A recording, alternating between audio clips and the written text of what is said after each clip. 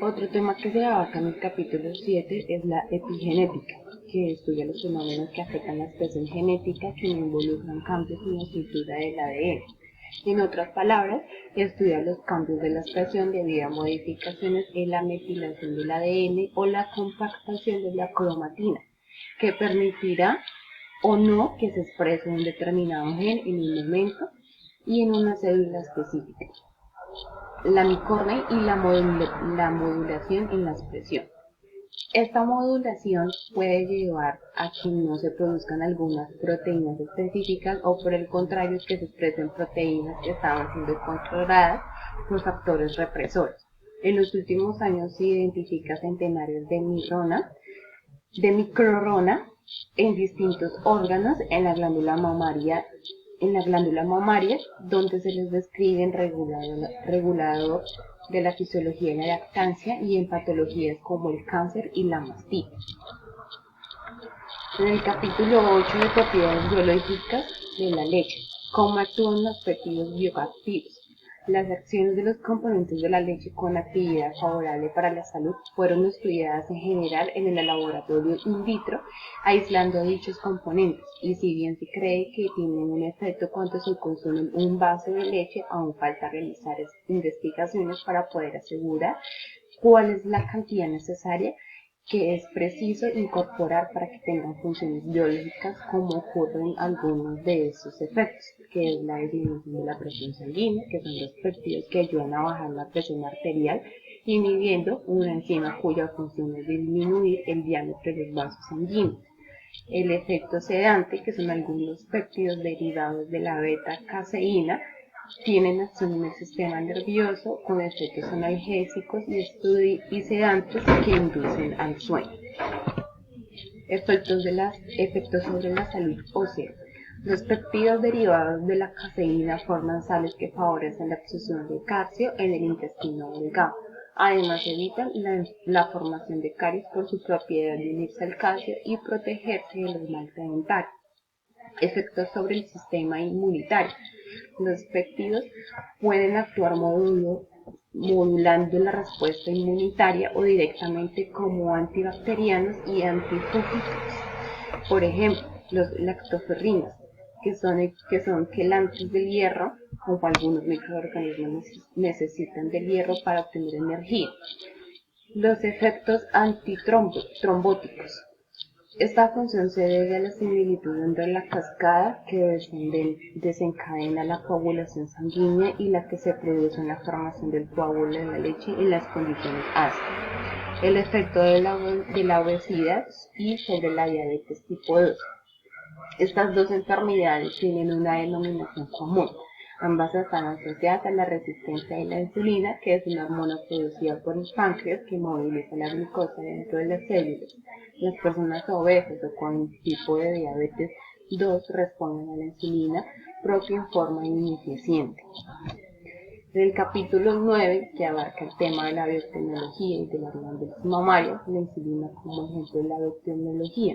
La historia de la insulina se remonta en el año 1921, cuando un estudiante de medicina junto con Charles descubrió esta hormona.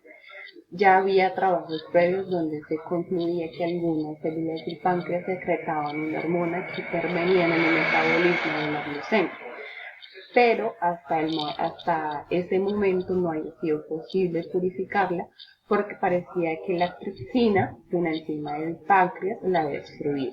Finalmente lograron aislar la insulina del hígado del perro en 1923. Durante mucho tiempo la insulina que se utilizaba para personas diabéticas se purificaba de páncreas de bovinos o cerdos. Esto traía aparejados tres grandes inconvenientes. Pues estaba caro, dificultoso de producir y además podía generar alergias a las personas que debían inyectarse.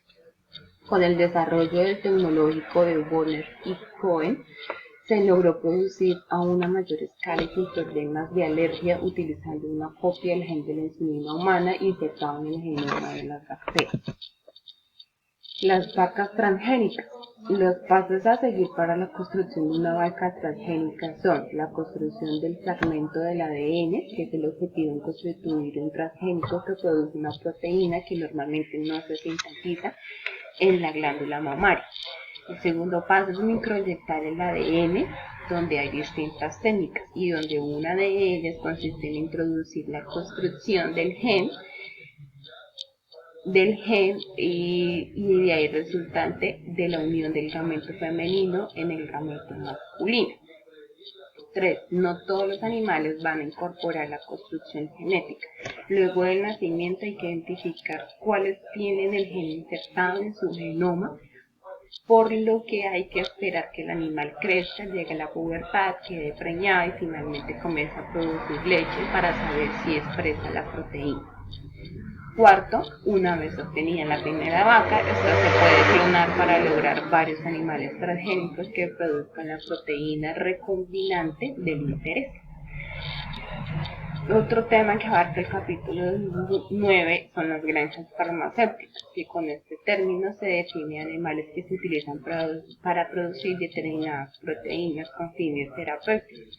Algunos ejemplos son los conejos, donde se utilizan para producir interleuquinas y la enzima glucosidasa para traer deficiencias inmunitarias y la enfermedad del POMC, que es la enfermedad genética que afecta el tejido muscular.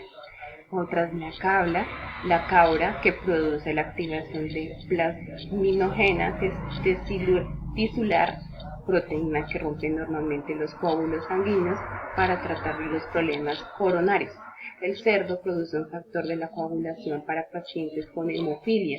Estos también se utilizan para producir la proteína C que evita los coágulos que son provenientes de la formación de trombos.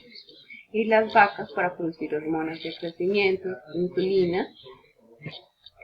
Este es el ciclo de la leche. Entonces, el ciclo de la leche comienza como primera etapa, pues el bienestar animal de las vacas, de los bovinos. Entonces está pues, en el tema de pastoreos, en sus corrales. Luego en el segundo paso está el ciclo del ordeño, bien sea por tema de maquinaria o manualmente. En cualquiera de los dos sistemas de ordeño se pasa el tercer paso, que es donde se pasa la recolección de la leche, que normalmente se envasa en este tipo de barriles metálicos. Después de eso se pasa de suministrar esta leche que está envasada acá a tanques más grandes para luego ser transportadas a una industria donde se van a envasar y se van a refrigerar para después a la venta y consumo de las personas, de los humanos. El efecto del acondicionamiento del ordeño, para que se produzca unos buenos estímulos para el tema de la producción de leche, que sea mucho más eficiente y eficaz, de calidad, lo que se pueden tomar diferentes medidas. Entonces, una medida es que la vaca que se ordeñe tenga la presencia de la cría, el sonido de la máquina del ordeño. Todo esto son estímulos visuales, olfativos o acústicos, donde ayudan a que los estímulos táctiles sobre las personas ayuden como a activar los estímulos de los aferentes nerviosos y el eferente hormonal, y de ahí se aplica, y de ahí pues esto explota como la hormona de la oxitocina. En el comportamiento y etapas de reflejo neutral y neuroendocrino. Entonces, primero está el estímulo, que es la temperatura, el estímulo táctil, sensitivo o visual. Luego está la neurona sensorial aferente, que es el reconocimiento del estímulo que se le hace. Ejemplo, cuando le están tocando los pezones a la vaca.